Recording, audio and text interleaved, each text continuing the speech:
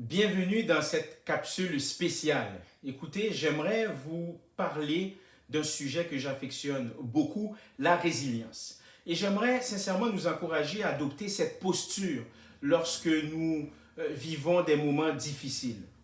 On va se le dire, hein, les vraies choses là. Malheureusement, l'adversité est une dure réalité de la vie.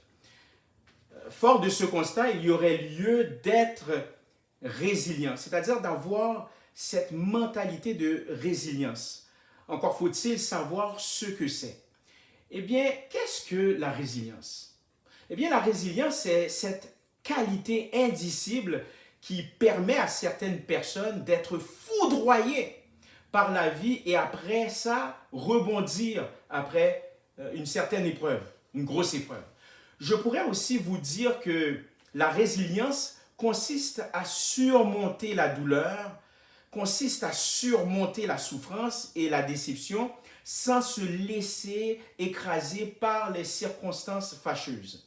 Certaines personnes sont plus solides que d'autres, mais la résilience peut être développée et elle se développe mieux au milieu de l'adversité. Écoutez, moi j'aime beaucoup lire des recherches, je suis quelqu'un de curieux et ce que j'ai constaté en faisant des recherches, eh bien, ces recherches tendent à démontrer quelques observations communes auprès d'individus qui sont résilients, notamment une personne optimiste a tendance à atténuer l'impact du stress dans sa vie et ce qui va influencer, bien entendu, ses pensées et son corps à la suite d'expériences perturbantes. Or, il y a des histoires de gens bien ordinaires,